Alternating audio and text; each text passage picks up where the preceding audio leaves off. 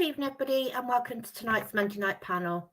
Bit different tonight because we were supposed to have it on the sofa tonight, but because we missed last week's Monday night panel because Rob was on, and next week we've got the Michael Dougherty live event that had been a few weeks before we had a Monday night panel, so we've brought it forward to tonight. So Michael Dougherty live event next Monday, 7 o'clock in the Legends Lounge. There are still tickets available, so please come down and support that if you're able to. We'll bring on Vic. Hi, Chris. Vic. How are we? We okay? Yes, I'm very well, thank you. Don't think we've got any other news, have we, other than SAS? Well, we've got SAS. We should also say, of course, that Tyrese Shade won't be playing Saturday against Stockport. He'll be in the Caribbean playing for St Kitts and Nevis. He's our latest international. So that news is broken late this afternoon. No Tyrese Shade. SAS travel tomorrow open from 7 until 8. Phone bookings only. Last few Hartlepool suits available. Hartlepool is a week on Saturday, of course. And there's also a reserve list for Tranmere on Easter Monday. That's a reserve list for the second coach. So if you'd like to get in touch as soon as possible by any of the methods available on their profile or indeed on the OSC website, SAS would love to hear from you. Excellent. Thank you very much. So, right, let's get everybody on. So we have tonight, we have Mitchell, we have Rob, we have Alan, we have Andrew, and we have Liam. There we go. We've got quite a packed house. Thank you very much all for joining at such short notice. Much appreciated. Again, if you leave any questions in the comments, we'll get through as many as we can. We do get lots. Sorry if yours isn't included, but we do try our best. Okay, so I will see you later. Chris, thanks ever so much. Thank you very much indeed, gentlemen, for joining me this evening. And lots to get through. So I'd start off with this. This is from Jason. And he sent a message on Twitter. He said, win Saturday in our game in hand, and we are just 3 points behind Stockport. The issue is we're not playing anywhere near good enough and don't have enough quality in the team to do it. Does that sum up our season, Mitchell? Yes. we just if we were being unlucky here and there, then you'd go, we're quite optimistic. It's the hope that kills us, and we've all been there before. Go, if this happens and that happens, and we're doing all right. We're just a bit unfortunate, but we are so bad right now. We are so bad. Even 2-0 up, we were really bad. I think we're due a hammering, if I'm being honest, and I think Stockport. We either go and win against Stockport, and the hope that kills you, or we take a hammering. And I think, to be open honest, we're due a hammering. I think it will come this weekend. Gosh, we're going to be optimistic tonight, aren't we, Rob? I mean, the point is, we all saw that game on Saturday in terms of, we scored 4 goals away from home, a marvellous performance from Charlie Austin. We should not forget that. Fabulous finishing. But most of us came away disappointed. It was extraordinary, really, wasn't it? Well, if you'd said to me we're going to see an 8-goal thriller before the day started, I'd have said to you, let's bring it on after the 0-0 bore that was Walsall, which, quite frankly, we looked at the Walsall supporters in the opposite end to us, and they were looking on their phones, doing anything they possibly could to avoid watching the match, as were we, to be quite honest. It was such a dreadful game. Suddenly you see 8 goals and you think, that must have been an absolute brilliant game. How far from the truth is that? Defensive shocker from both teams. I have to say it was one of the worst defensive performances I've seen from two sides in the same game for many, many a year. How it only finished 4-4 is beyond me, because it should have finished about 8-8, because defensively they were so poor. And I think that is the point. I think we've had so many injuries in that centre-back area, haven't we? We haven't kept a consistent team together. We've not been able to solve the problems that we know exist with the fact that there are set pieces that teams have, strangely enough, that go into our penalty area, and we don't know how to defend against them. The number of I think it's got to the point now where we just shrug our shoulders when there's a corner, don't we? We just wait for the ball to get put back on the centre spot because we know it's going in, and sure enough, that's the way it works. And you sort of think now we're so far back. Forget the number of points that has just been mentioned by Jason. You've got to look at the history, which tells you need 72, 73 points to have a chance at the playoffs. That's 7 or 8 wins from our last 10 games. It's not going to happen. Yeah, I'll run through the league positions in a minute because goal difference will also come into this, I think, as well, won't it? Alan, your thoughts on Saturday? Sean says just knew it was coming when they got the corner. Lee says very frustrating to watch. Agreed, Rob. Steve says playoffs will only prolong the agony. Save the money on tickets for something more useful. Steve says anybody bought a season ticket yet? And not a good thing with Shade with all our injuries. Alan, your thoughts on Saturday? I mean, you know, we'll talk about Charlie Austin's performance in a minute, but it was dire, wasn't it, for the most part? Well, if you were a neutral, you'd have loved it. But not being a neutral, yeah, it was very painful. Great start, but yeah, from that point on, a pretty awful watch, really. That said, better than the 0-0 that we had on Tuesday, just because of the goalmouth incidents and stuff. But we are consistently inconsistent. And whilst the playoffs are possible, highly improbable, just not performing well enough. Certainly at the back, like you say, the corners, when we gave the corner away at the end, Mitchell was hiding his face in his hands then, and it was like, oh dear, do we really have to watch this? And Henderson's hardly the tallest player on the pitch, yeah, manages to get a free header. Incredible. Yeah, incredible. Andrew, you were describing all the frantic action. We'll ask you how it was like to describe 4 goals from Charlie Austin. He never got a hat-trick before when in his first time at the club, did he? So you have the great honour of describing his first ever hat-trick. But it was madness, wasn't it? Yeah, it was sort of ill-controlled mayhem, basically. Rob is right in terms of the quality of defending. I probably took slightly more masochistic enjoyment in it, I think, compared to Walsall on Tuesday, because at least for the last 20 minutes of this game, I was running out of ways to say this is chaos, stroke anarchy, stroke mayhem, stroke whatever. Whereas on Tuesday, I was running out of ways to say this is dull. This is really dull. This is. Did you not pop off and watch EastEnders whilst it was on? Well, I was very tempted to do what Anthony Grant occasionally does and peer at the other scores, but I decided not to do that. But no, just a very bizarre game. Yeah. Normally the kind of game that you would label as unbelievable. Yet when you watch the sides and realised how bad the defending was on both sides, the fact it finished 4-4 in a sense wasn't that unbelievable. You had defenders selling themselves all over the place. It was just one of those games that got sort of wildly out of control. I think it's best summed up that it was 4-3 to Swindon going into injury time. By the time we'd finished, Rochdale had scored, hit the post and missed from 6 yards. Yeah, fair play. Yeah, absolutely. Right, Daz says shocking goal to concede right at the end once again. We just never learn. Charlie gutted on record as saying he came here for promotion. He's been let down by the dire recruitment strategy and club hierarchy, says Malcolm. Kevin, I was in Cyprus, was gutted when they scored to make it 4-4. We all were, even in Rochdale. Just proves Saturday, if Austin in the box and the ball put in is likely to score. Liam, that's been one of my bugbears of recent games. The one place we haven't seen Charlie Austin is in the penalty area, and lo and behold, he's in it and gets 4 goals. Yeah, I mean, Andrew, you're right. Could have been 6-4, couldn't it? I mean, there was a great save from Bryn at the end as well, and then there was that sitter that their number 5 missed at the end. There's something else common about this, isn't it? Leyton Orient, Carlisle, and Rochdale, 3 corners, 3 unmarked players. I mean, what's his name? Hutton, wasn't it? Or the fellow that scored the other day? What was he? 5'2", 5'3", and he was left on his own to head it in. It was, I mean, we didn't even have to give the corner away in the first place, did we? And it's just ridiculous. What do we need? 8 wins, I think, isn't it? 8 wins out of 10, including Mansfield, Bradford, Stockport, and Stevenage all at home. Are we going to beat those 4? Not in current form. Mitchell, you got a point. One of those is going to tank us. Right, let's have a look at the fixtures then. I was going to run through them, so I'll give them to you now. Saturday, of course, we got Stockport at home, followed by on April Fool's Day. Sadly, it's no joke. Hartlepool away. Then we got on the 7th, Mansfield at home, Tranmere away on Easter Monday. 15th of April, Barrow at home. 18th of April, Bradford at home. Wimbledon away on the 22nd of April. That's a new ground for everybody, I think, even on this panel, because you didn't go there in the COVID years, Rob and Andrew, did you? So no, correct. No, we're all looking forward to that one.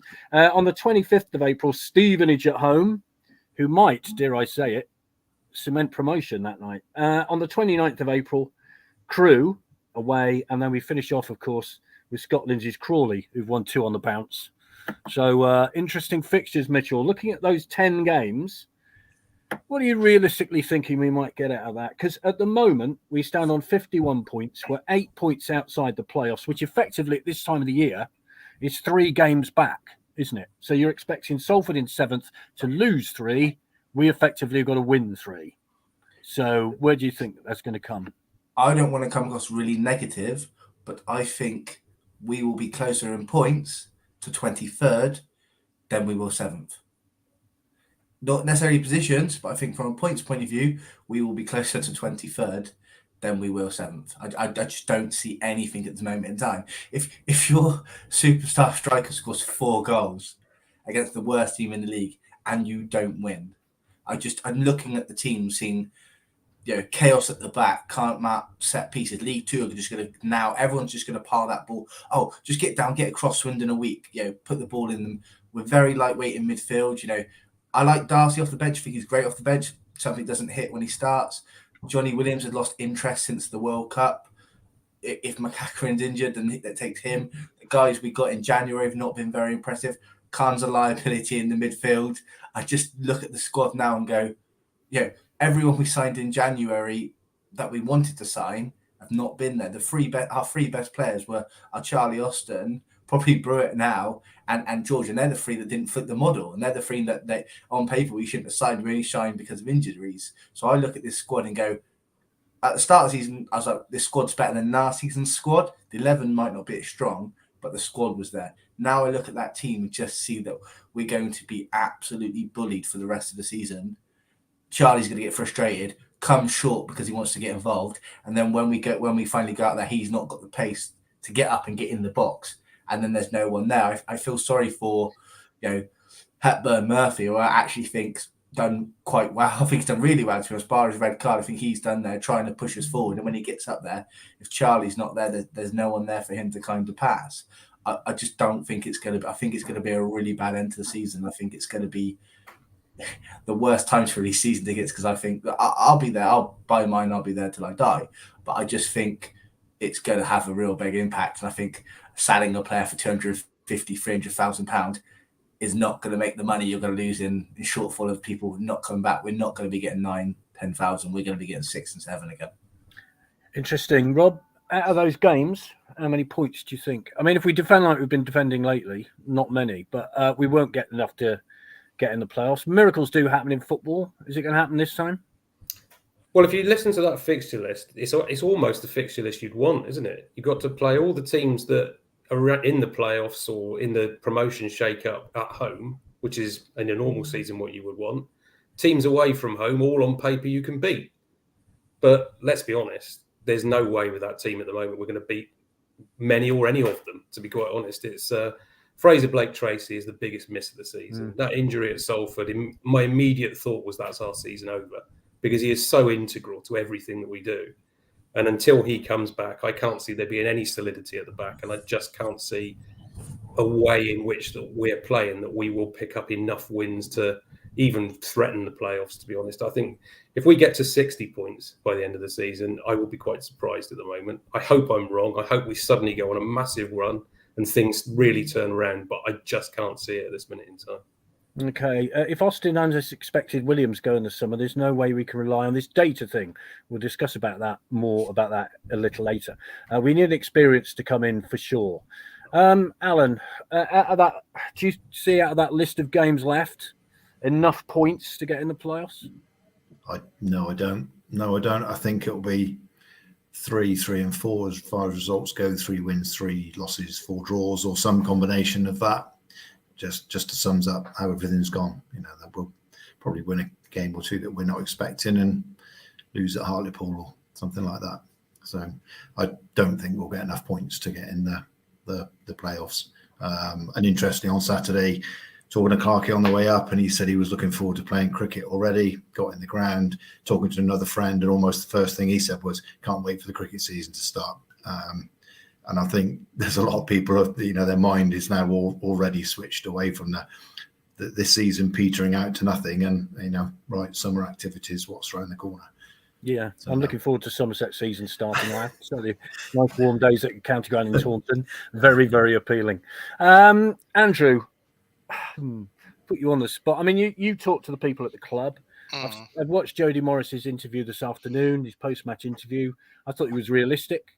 He sort of summed up really what many of us thought on the way home. He did speak as he found, didn't he? Yeah. He's not willing to kid anyone. I'm slightly gonna perhaps go a bit against the grain of people enjoying that.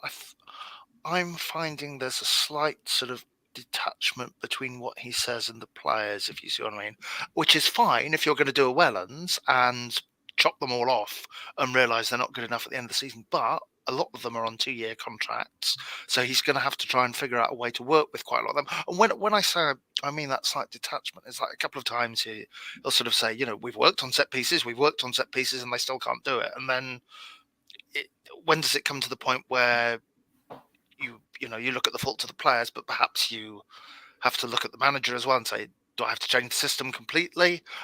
He did say he tried something on Saturday by dropping an extra player back, and that didn't help. So I just slightly wonder about that, and it's pretty stupid of me with my journalistic hat on to say to him, perhaps he shouldn't be as honest as he feels like being, but it's just something that sort of flickered over my mind from time to time.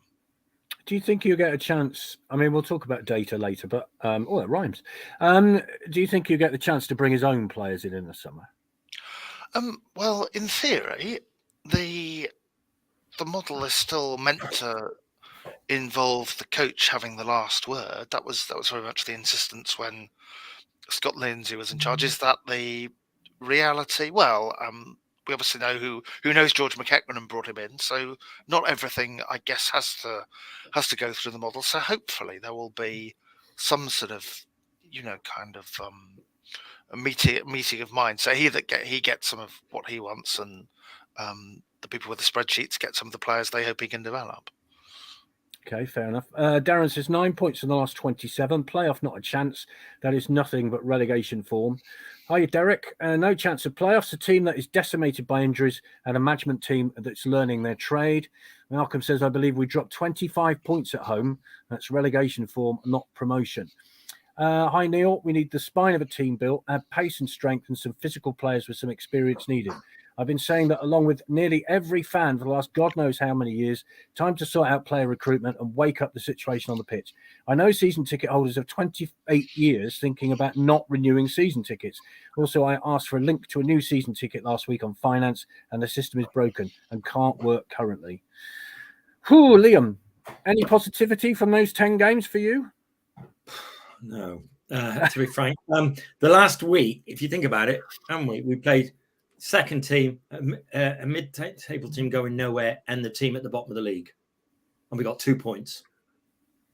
Over the next 10 games, we've got much the same, haven't we? The high flyers, the Crawleys and the Hartlepools at the bottom, and the Wimbledons in the middle that aren't going anywhere. 7 wins would be fantastic, but I think at the moment, I agree with Alan. I think it's a 3-3-4 probably, or a 3-4-3. A bit like a Scott Lindsay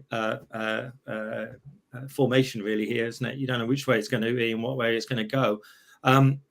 It's an interesting stuff with Jody, though, isn't it? I think Andrew, you've made a really good comment about, because he brought in McEachran. Will he bring in his others? Because he's been a terrific signing. But the January transfer window was just awful. We let go the wrong people, and we didn't sign anyone of any note really, apart from Fraser Chasey on a permanent transfer. That's where we lost our season. And just one last thing to mention on that, Vic, is I really hung on to last week what Rob Angus said about we lose 500 grand a year, where we make the revenue, but we're 500 down. Sounds to me like we need to make at least 500 a year in sales and manager compensation. And so that worries me really, that we're not looking for promotion. We're looking to break even. Andrew, just a quick, nobody's mentioned Joe Tomlinson. What's the situation with Joe Tomlinson?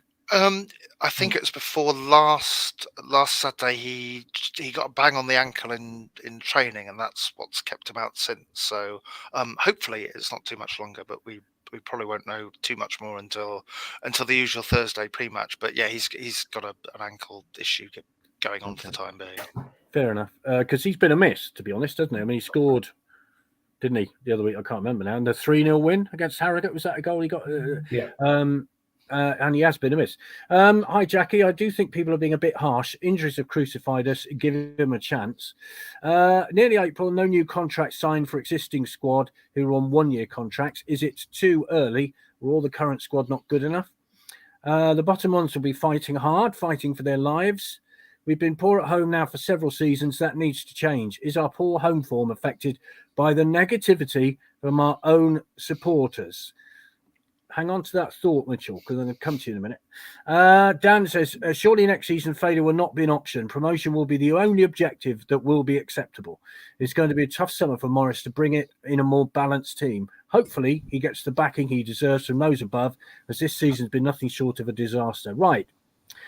Mitchell, I don't know about you, but I found the atmosphere on Saturday disappointing, to say the least. I mean, you know, people can moan. I can moan as well as anybody, but there was a lot of personal abuse going around on Saturday, which you're not going to help anybody's confidence by that. So what's your view? No, it seems to be the last few have been a bit like home games. So getting a bit hostile, getting a bit frustrated quickly. Normally away fans are, quite good, quite positive, quite upbeat. It just seems to be that the frustration seems to have now impacted the away support, and everyone's frustration is just creeping out. And I'm saying, I'm not a fan of personally attacking people or targeting. That's not going to motivate them. I just think the fans are exceptionally frustrated now and are not sure where to direct the frustration and anger, the time driving up there, the expense, the coming back. I just think, and I'm not agreeing with it at all, because there's a certain set of people who seem to be the main people for it. But I just feel that fans are getting more and more frustrated. I just want to come back to something Liam just said. So if Rob Angus thinks we need to make up, £500,000 a year shortfall, so we say an average of £15 a ticket, we'll say, let's say we lose 2,000 fans this season who don't want to come because it's terrible now. That works out 23 games. That works out at £750,000, something like that. That's a loss of more than £500,000. So that's very short-sighted in my eyes. If I didn't know he said that, it's very short-sighted in my eyes if he sees it like that, because 500 and 750,000, you need the fans more, you need to sell the players. Sean Sid Feely, hello. Never known a season where we've had so many injuries. Is this just bad luck, or does fitness come into it, or signing injury-prone players? Somebody will get that phone, don't worry. We quickly answer that phone, and there it is. How quick was that? Rob, injuries have played a part, haven't they? Because, I mentioned Joe Tomlinson, Fraser Blake-Tracy, of course. Matthew Bowdry's been out for the whole season, pretty much. So you have lost experienced players, but is that a good enough reason for it being where we are? Well, there are always factors, Vic, aren't there? Wherever you are, whatever stage of the season you reach, wherever you are in the table, there are always factors for why you are where you are. And there isn't any doubt at all that defensively we've had so much disruption throughout the season. And the players who were performing so admirably last year to get us to the position that we did haven't hit the same heights that they did in previous seasons. So there are numerous different factors that you can go into. But for me, the telling factor, and what always stands out, whichever way around you look at it, is look at the sides who are the teams that get promoted of recent seasons, and the sides who are top of the league this year. Big, solid centre halves. That's what you need in this division. Don't care who wants to play football and how you want to play it. If you can't defend set pieces and long throws in this league, you will get found out. We've been found out for the last 4 seasons doing it. I know we made the playoffs last season, but what did Port Vale do to us in that second leg? They bullied us. They knew exactly what to do. And this is what was said earlier on. Teams will find you out over a season. And we have been sadly found out in this second half. Absolutely right. The combinations at the back have not been stable enough. We've lost Clayton for long periods. with Blake Tracy down at the moment. What you would say is your better defenders, Tomlinson as well, you mentioned, they're not there at the moment, and that's causing us no end of problems, albeit Clayton's back now. But you have to have that backbone, and we don't have that solid backbone.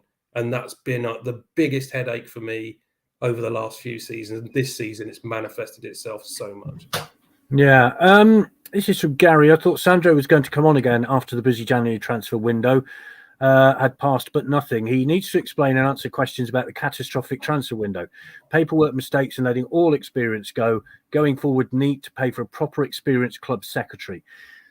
Well, we have sort of asked for a fans forum. There will be a fans forum at some point. We have repeatedly asked. That's all I can say. Alan, injuries. How much of a part have they played in the season? Undoubtedly, they have played a massive part. And obviously, most of our injuries have been to our defenders. But at the same time, when you let McDonald go in January in the way that we did, that was a shot in the foot move. Because, you know, he was one of our better defenders. Okay, sometimes he would sort of dwell on the ball too long and get himself in difficulty. But if it was just a man for man to win a header, he won the header more often than not. And to Rob's point, that's exactly what we need. You need those big, strong, you know, defenders, certainly two in the middle, that just get the head on anything. And they're also an asset at the other end of the pitch as well when you've got corners.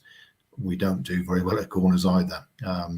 So yeah, defensively, we've not had consistent back 3, 4, 5, whatever we choose to play because of the injuries. So they've played a massive, massive part, but I don't think we've helped ourselves along the way with our transfer policies either.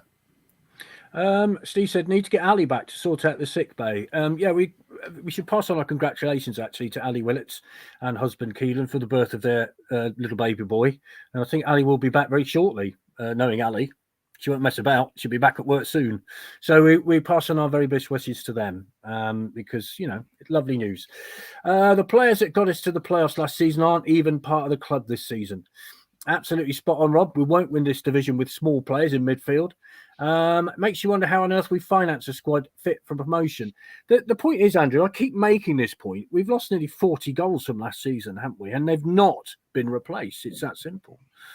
Yeah, no, that's kind of clearly a massive problem. We've done our best to replace them with one man who can score 4 a game. But I know what you mean, Vic. That's a problem, isn't it? We've and the injuries have no doubt impacted the defence. But you know, I do wonder whether we were slightly optimistic about the quality of the squad back in August. Well, really, when we were saying whether it's better than the one last season. I don't think you can look at the first 11 and say it was.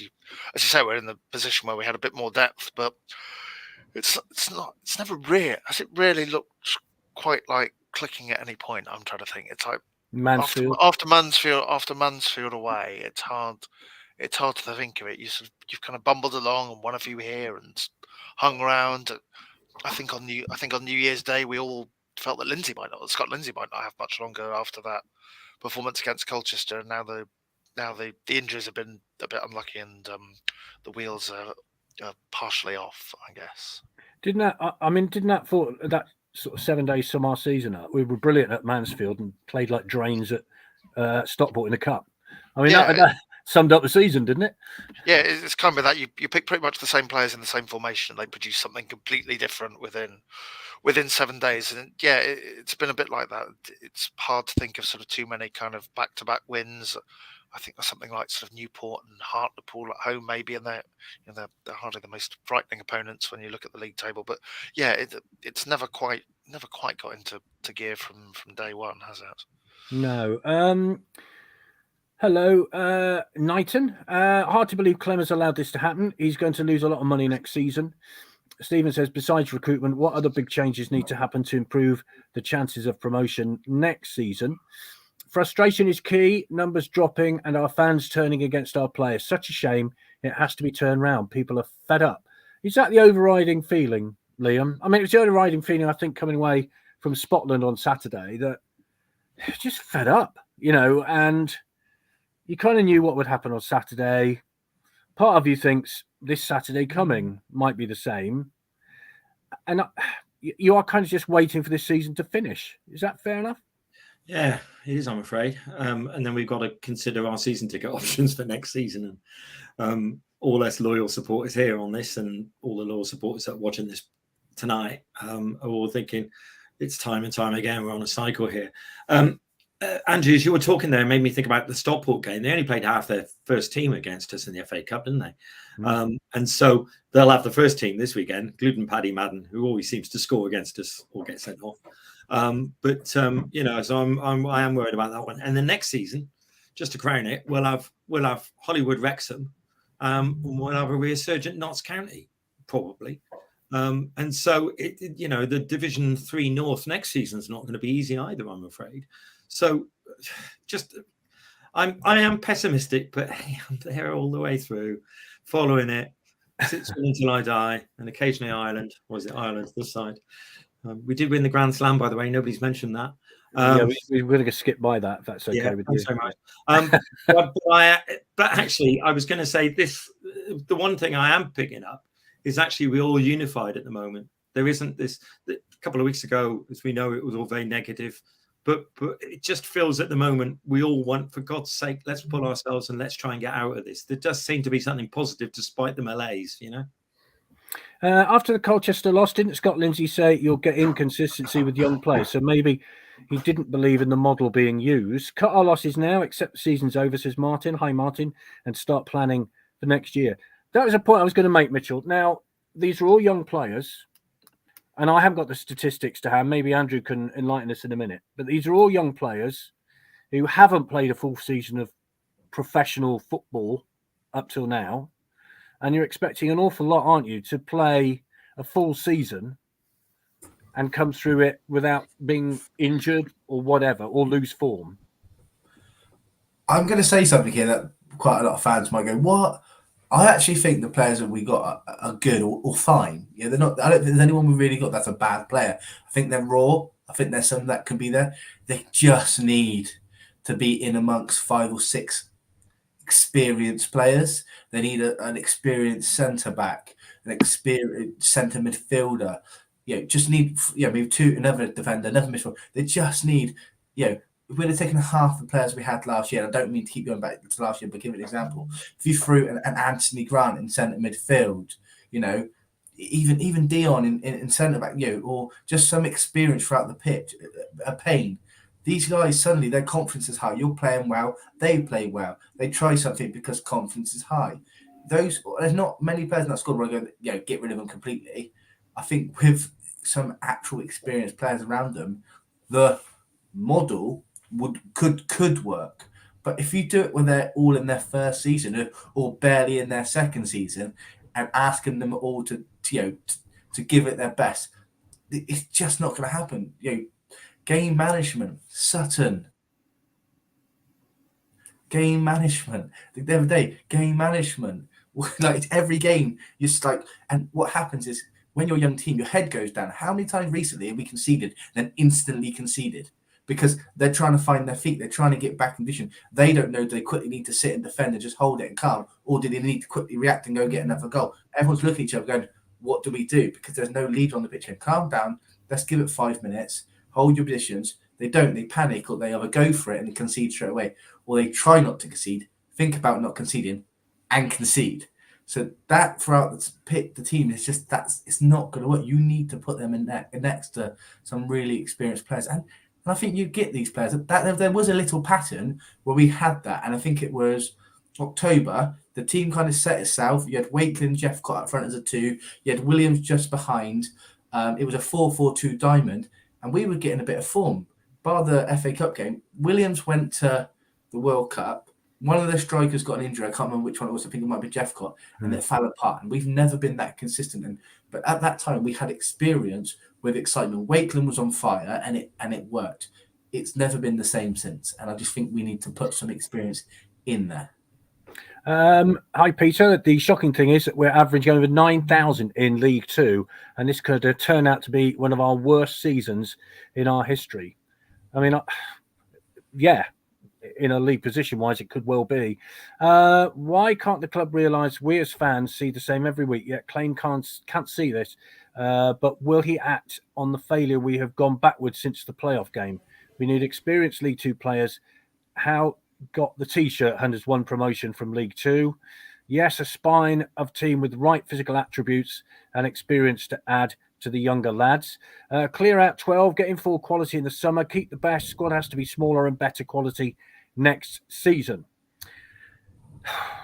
I mean, it depresses me a bit, Rob, to think we're talking about next season and it's middle of March. You know, we shouldn't be talking about next season, should we? Only that we might be in a different league next season. You know what I mean? Well, that's it. We should be looking forward, shouldn't we, rather than backwards? But it's one of those situations this year. Mitchell summed it up perfectly for me. I have to say, individually, you would look at those players, most of them, and say they're capable, they've got ability, but they're naive. They're very naive. The game management, think back. You need to think back no further than the Carlisle game. Do you? Every team except us would have drawn that game 1-1 5 minutes into 6 minutes into 5 minutes of stoppage time. But no, we're trying to play about at the back for absolutely no reason. And to me, I still, when you talk about injuries, we go back to the injury point. We've had so many defenders get injured. A lot of it is because they're playing so much football at the back. They're struggling to keep hold of the ball. They're stretching. They're having to make challenges. They're doing lots more work than most defenders in most teams have to do. And as a result of that, they pick up more knocks than most teams do. There's a commonality between it for me. And I'm not against us playing football in any way, shape or form. We all want to see us play nice, glorious football and get the ball in good areas and watch quality football being played. But there is the time and the place for it. The time and the place is not 5 minutes into stoppage time playing a back ball to your goalkeeper 3 times and then give a corner away that you concede from. The way to play is sensible, proper football. And if that means smacking the ball 80 yards up the pitch to clear your lines and play from there, you've got to do it. We just don't do it. And that's causing no end of issues for us all through the season. I think it's fair to say that if you'd gone out and watched any Sunday league game on Sunday, obviously it's a Sunday, in the last few minutes of the game, and that similar situation arose, we all know what they would have done. And that I did see it this Sunday, and trust me, they were doing it from the second minute rather than the 92nd minute. Yeah, that was my ploy. Just get that bleep thing away. But the point I'm making is, you get it away, wouldn't you? You wouldn't get it anywhere near your penalty. It's just logic, isn't it? It's just logic, Vic. And why cause yourself? I mean, you're not going to create a chance that far into the game by playing the ball through the thirds that late in the game. You're more likely to get caught than you are to score. So you play the percentages and you put the ball the other end of the pitch, let them defend it. Carlisle didn't want to score. I think we all saw it. Carlisle, once we scored, were very happy with their point. They were slowing the game down. They were taking all the time they possibly could over restarts. They were quite happy with their point. They made no attempt to go forward. We just encouraged them onto it. And that would have been 2 decent points against 2 decent sides, wouldn't it? Leighton Orient the previous Saturday, Carlisle on that Saturday as well. So that would have been 2 decent points. Ben says, Mitchell, I agree with everything you just said. The squad's okay, just missing experience in vital areas. Trevor says, that's thinking too much. Let's just play attacking football. Spot on, Rob, says Kevin. A lot of agreement for people making points on the panel today. But Rob, it's obvious point, but all the season we make the same mistakes. Why aren't they learning? Charlie had made this point about game management and experience in several post-match interviews. These aren't 18-year-olds that have been playing Sunday school football. They're academy hardened. Is men's football that alien to the kids? Alan, we don't see... I mean, I keep harking back to this, but in the old days, you used to have football combination, didn't you? Whereby the younger kids would be playing against sometimes international footballers. So they get that schooling in the football combination. Yeah, so just that different level of football, wasn't it? When you weren't playing in your own first team, that as a youngster or, like you say, somebody that's coming back from injury, you're playing against other hardened professionals. And yeah, we probably do miss that. So we've got youngsters that are straight out of academies and the like that are now playing first team football, for the first time in their careers, and they're expecting to be playing every week. And almost we need them to play every week. We don't have enough experience around them on the pitch. And going back to Rochdale was a prime example. as supporters, the chanting that goes on, most of it is not constructive or helpful to our own team. Aside from the Charlie Austin chant, which was sung for obvious reasons, but almost every other chant is either sarcastic against our own team or we're taking the mickey out of the opposition. There's very little supportive chanting for our own players when actually, we need to boost their confidence. If they're playing well, they need to know they're playing well. Let's chant and support our own team rather than, it's sarcastic or it's just aimed at taking the mickey out of the opposition. I think, we could do a lot to help ourselves just from the stands and terraces. Yeah, very good point. Darren says, I've been going for 40 years. I've seen good and a lot of bad. The football is slow, boring and suicidal. I hate to say it, but I can't get myself motivated to go.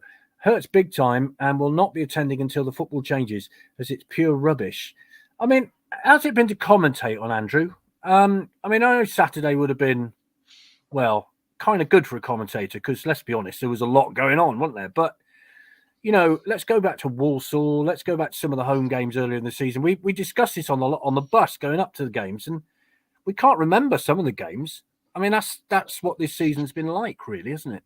No, it's hard to think of sort of rip-roaring games against sort of Mansfield apart where there's been a massive amount of entertainment value, even when Swindon have been on the winning side, really. You kind of think about that Harrogate win, and it was nice to win very comfortably and not be panicking for about the last 25 minutes for a change. But I think the instinct of people coming out was, geez, Harrogate weren't up to much, were they? We just kind of had to turn up and push, and their defence fell over. And it feels a bit like the wins of more been against teams like that than really sort of going out and having energy and beating sides. So yeah, it's not been great. There's been certainly for the parts of the Lindsay in particular, it was, and the away wins. I'm not complaining about away wins, but quite a lot of them. You think of Barrow and you think of Northampton. They were two good away wins and two really good performances in their own way. But they've generally been sort of quite dogged, kind of digging out ones where, unlike in recent weeks, people have been sort of heading the ball away and booting the ball away and just kind of dealing with that pressure for the last 15 or 20 minutes. And Salford's another case in point. Is Jody Morris a straight out after a game, or would he have ripped into him a bit on Saturday? He's out reasonably fast. He's not the quickest, but not the slowest. I can't imagine, given what he said to us, that the players got anything much more generous. Let's put it like that. No, fair enough. Liam, how excited have you been by this season? Well, after Mansfield, I was. Because Mitchell and Rob, particularly what they said earlier, exactly that. It just felt like there was some momentum starting. I agree with you guys also about the spine at that point and experience. And then January came, and Moneyball was to get rid of the older players so we could get a bit of money out of them. It just felt like the season ended in January, and particularly through what didn't happen in February. And, don't forget, we took a month nearly to get a new manager. So it's just this inertia, this lack of telling us what the hell is going on has just meant most of the fans trying to think, well, what is happening, and conspiracy theories and everything else as fans. We don't know what's happening. And in the end, nothing's happening. And so I'm just, this season, I just want it over as well now. I mean, I'd kept the 31st of May free, thinking I was going to have a day out in North London. Well, you could still have a day out in North London, Liam. Nothing to stop you. I don't particularly want to see Salford versus Mansfield or Bradford. Well, there are all sorts of things you can do in North London, not just go to Wembley. 52 years I've been going, and all being well, I'll go for another, 20 odd. Yeah, well, more than that, we hope, Liam. Let's have a look. Hello, Maria. The best thing about some recent games was hearing Anthony Grant doing some commentary. Nodding heads in agreement. We'll get to Andrew about that in a minute. Why do we play 4-3-3? Most teams play 3-5-2, for example. Rochdale, outnumbered in midfield every week. What's your view on... I mean, Formations to me, Mitchell, it's a bit like one stop or two stop strategies in Formula One. It kind of, my head gets a bit, what is it? What is the best formation? I'm a 4-4-2 man myself, always have been. It's plain and simple. I can tell you what it isn't. It isn't 5-3-2. And this is one of the things that I questioned about Jody Morris, and it happened with Lindsay. There was a stage where I understood where Lindsay played the 5-3-2. It was a personnel thing. We had no other options. It didn't work. Try something else, but he didn't. Every single time we've gone, with the exception of, I think, when the second half of Leyton Orient, every single time we've gone 5-3-2, it's been a disaster. And then, because it goes wrong, he ends up having to go to 4-4-2 or 4-3-3, and that actually does okay. There's one point on Saturday where he literally went 5-3-2 and put Hutton right centre back. He is our best crosser of the ball. Why are we putting our best crosser of the ball with the most assists that far back? He then kept swapping him and Lavigne for a little bit, I believe, and then took Lavigne off and put Hutton back and minced in. We do not look good when it's 5 at the back. If I understand they're trying to play 2 at the front, the best I've seen us play this season is a 4-4-2 with a diamond, and that puts Johnny in the gap. It gets you your 2 strikers. It relies on your fullbacks. Your defensive midfielder drops in, so you go free if they attack. That's the best formation that I've seen us do this season with the right personnel. The formation does seem to make a difference to us, and I think again when we go 5, it just doesn't work. We look lost. Everyone seems all over the place. No one knows when to go left. No one knows when to go right. It's frustrating because that's the only part that I'm starting to question Jody when he does that, and I'm like, it doesn't make sense because of this and that. That's when I question his experience. Yeah, well, maybe that's the point, though. Maybe he is learning. I mean, he's got to utilise the players he's got, I guess, hasn't he? So one would hope that when he gets a full summer, he'll be able to mould the team in the way he wants them to play. And that's what Matt says. Maybe our season ending early will actually mean we can plan and Jody can have a good look at the squad. It'll be nice for the club to actually have a meaningful pre-season. It's very much needed. Getting 4 goals away from home. Hello, Mark. Should be a win all day long. Haven't got any thing against young players. Need more experience at the club. Get the manager to manage the club. On the pitch, in recruiting players, not Sandro. McDonald wasn't popular with the fans when he was here and was widely criticised, but he's missed now. January should have been to correct what was wrong. We ended up worse, even with Charlie.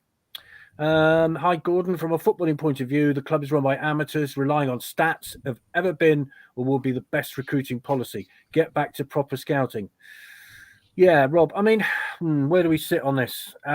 Football's changed. We know that, don't we?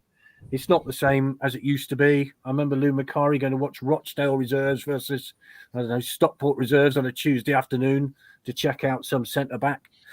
I mean, I don't think it's like that anymore, is it?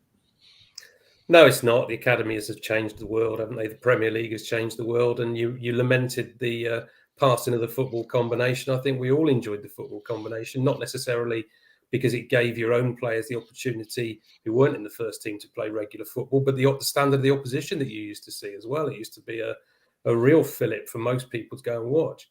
I mean, it's not going to get back to those days where we are where we are now. So what do you do to change it? The fact that the season might end a little bit earlier for us this year, hopefully will give Jody Morris the opportunity to properly assess, and he will be backed to get what he needs in the summer.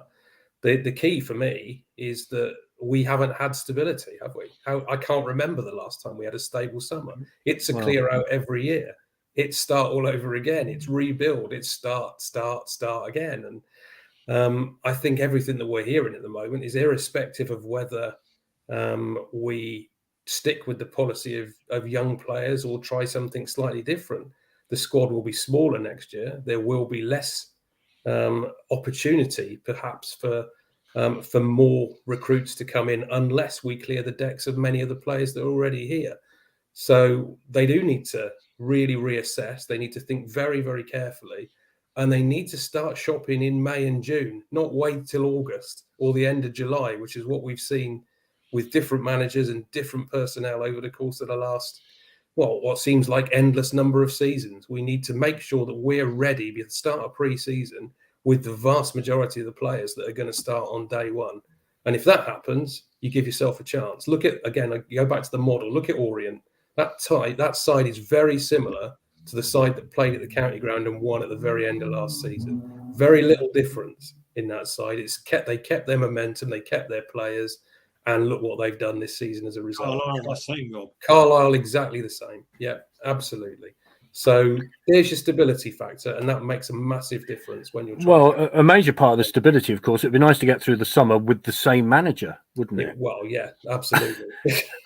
I mean, to be honest, Alan, I don't know what the shelf life of a Swindon manager is these days, but 2 seasons would be like a long service medal, wouldn't it?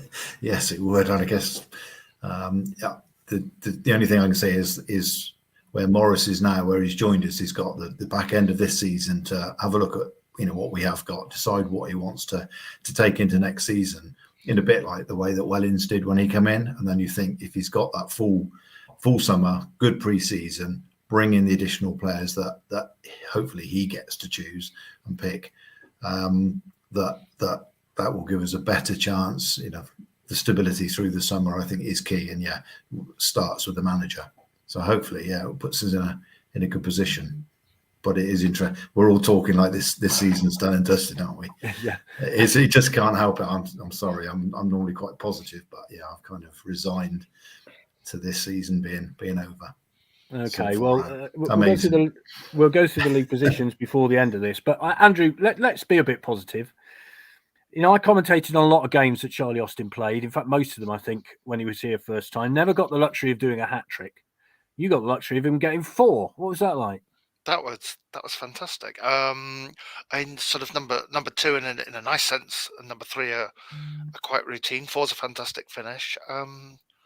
I kind of remember what you said, Vic, about him being the most natural finisher you've seen, and there's a couple of times already where it's almost like some magic happens in the penalty area for what I think otherwise would be routine goals. There's the goal he scores against Sutton. There's the first goal here where suddenly he has the ball in the box, and it's like he's got some kind of Jedi mind trick which slows everyone else down to about 30% of their normal speed and simultaneously makes the goalkeeper fall over.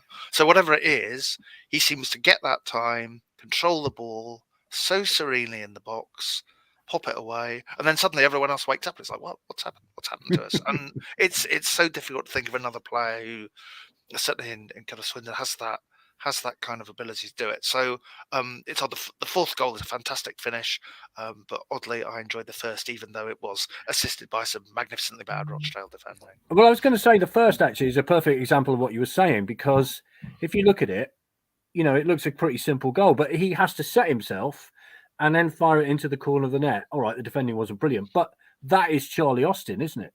He knows how to do it.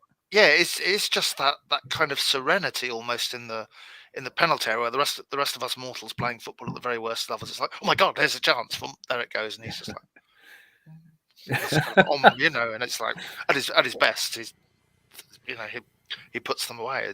Great display, and he kind of deserved. Clearly he deserved more than what he got. But again, I think it slightly going off subject a little bit, but it does go back to that point about frustration. I think I noticed at 4-3 that he was sort of back in that habit of dropping back, because he knows I've got to try and help this lot out. I've got to bring my game management back further back. So when there are all those chances to counter attack, who knows, he might have had 5 if he'd been able to stay, if he'd felt happy enough just to stay up. Well, all the interviews I've seen with him subsequently, he was sorry, Alan. I'll let you come in a minute. I was just going to say he was disappointed he didn't get 5, and that's Charlie Austin, isn't it? I mean, that's him in a nutshell. Alan, sorry, go on. Yeah, no, I was just going to say, to Andrew's point about Charlie Austin and the time he has in the box. Stark contrast. Hepburn Murphy had a couple of really good chances, in the first half the other day. Took both opportunities first time. And neither sort of ended in a goal, but on both or the 2 occasions, one of them, if he'd just taken a touch, the defender that blocked his shot would have just slid by, and he would have then side foot it into either corner. And in the second one, he took a shot on when actually, again, if he'd taken a touch, he could just roll it across for somebody to have a tap in. And I think it's that in those crucial moments, Charlie Austin is that instinctiveness and that calmness just to take the touch. And then, right, now what am I going to do with it? By which time the defenders at that level, they've just assumed that you're going to hit it first time, and they've just dived in, and like you say, they just all dived out the way, including the keeper for that first goal. And I think that's just it. Sam Parkin used to do the same thing, get in the box and just seem like he had all the time in the world to take a touch, control it. Everybody's falling all over the place and slide it, a simple pass into the corner. But yeah, that is just the difference between the two is stark in my eyes. Yeah, I always remember in his first spell when I think it was Leyton Orient, and I've never seen a player change the shape of his foot to change the angle in which he put the ball in the net. I can see it to this day. He just instinctively knew how to change it, and that's why I say he's the best natural finisher I've ever seen at Swindon. Which, bearing in mind I've seen Peter Eastoe play people like that, is extraordinary. Liam, it's great to see him play. He's 33, he still gets 4 goals in a game. It's not bad, is it? It's a lovely touch on Saturday, wasn't there, where the referee insisted on finding him, a bit of fandom from the ref to give him the ball. And then Charlie puts his signed ball on Twitter, doesn't he? So he's clearly got everyone to sign. So even at 33, he still gets excited about scoring 4 goals in a game. He mustn't go to QPR next season. We've got to keep him, because they're already lobbying, aren't they? To get him. Well, I've got a point here from Nigel. It says Charlie will be at QPR next year if they get relegated. So no, Charlie, player coach, keep him involved. Chairman said he's too old. The director of football said he was too old, just like R1 did. Yeah, good point. No, it's just brilliant. It's great to see it. Was he on 8 goals? Yeah, 11, isn't it? I remember saying back in January, if you get 10 out of him, I'll be happy. Well, that's looking likely now, isn't it? Trouble is, we're not going up with it. No, it's interesting. I think he got a pretty good reception from the Rochdale fans on Saturday as well when he came off too, didn't he? So, when you see a performance like that, you just think, well, that's quality, isn't it? He was on the same night as one of the when you had it back on in January. I just thought he's a really humble guy, considering what he's done in his career and how cocky he used to be. Let's say. I tell you what, though, he's realist, and I think he said after he'd scored back on his debut that if we don't put a run of decent results together, all that means nothing. And he's right. Simple as that, isn't he? Right, I'm going to run through the league table for you before we wrap. I've got more comments coming in. He doesn't look fit, especially when he came on Saturday. I'm not sure to whom that refers to. Craig said, I'd like to see Tommy Adeloye and Austin up front together. Well, a bit of size up there, isn't there, with Tommy Adeloye? I'd like to see him get a run, actually, between now and the end of the season. I need a couple of experienced heads in the team for next year, preferably in defence, midfield and up front. For that reason alone, I'd be wanting to hold on to Charlie. I just hope Charlie Austin stays at the club for next season and we can offer him something when his playing days are over. Hi, Mark. The whole season has been a monumental waste of time. I hope that the board are listening to this because the general consensus is that we're disillusioned. Time to sort it out properly in June. Right, let's have a look at the table. Top of the table are gone. Leyton Orient, 73 points from 36 games. Goal difference 24. So they're away. Stevenage in second, 67 from 36 with 19 goal difference. Northampton, 66 from 37. They've got 17 as a goal difference. In fourth place and in the playoff position, 65 from 36. That's Carlisle, 23 goal difference. Stockport, 60 from 37, 18 goal difference. Bradford, 60 from 36 with a 13 goal difference. And Salford, 59 from 37 with a 15 goal difference. Swindon in 11th, 51 from 36, but with a 7 goal difference. 8 points behind Mitchell. Here we go. Then let's go round. Is it over or is it still alive? It's very much over. I reckon we'll finish 15th. I've looked at the table. We'll be 15th. Okay, fair enough. Right, Rob? I'll be more optimistic. We'll be 14th. But it's over as far as you're concerned. There's no chance of playoffs. Okay, Alan? I think we'll stay where we are now. I don't think we'll move up or down. 11th. Andrew? Much as there's always this tiny little part of me that won't quite give up until the mathematicians tell me I must.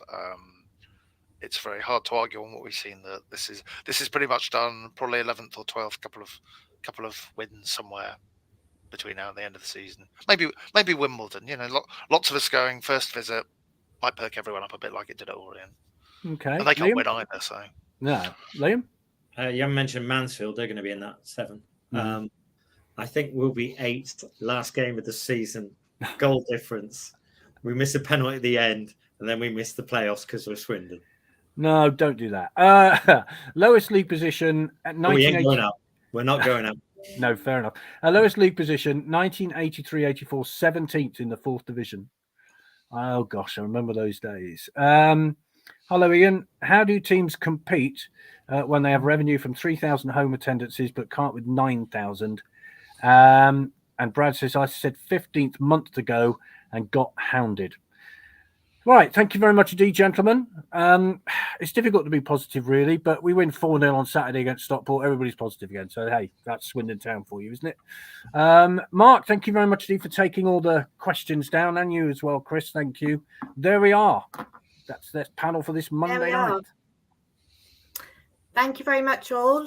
Yeah, there has been loads of questions, so I do apologise if we haven't managed to get through to yours.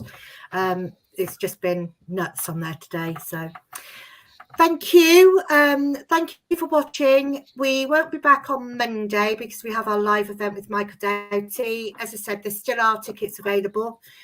So if you can attend, please do. It'd be lovely to see everybody down there for Michael's return. It's in 2 halves. First half will be about Michael's career, and the second half will be about his new role at Swindon with the sustainability. So please come along if you can. We will be back a week next Monday when we have Nick Hammond on the sofa with us. So here's some great stories from those days. So okay, so thank you very much all, and we will see you soon. Thank you.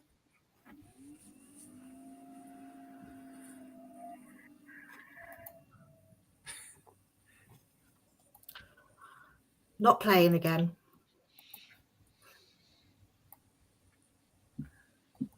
Talk about yourselves.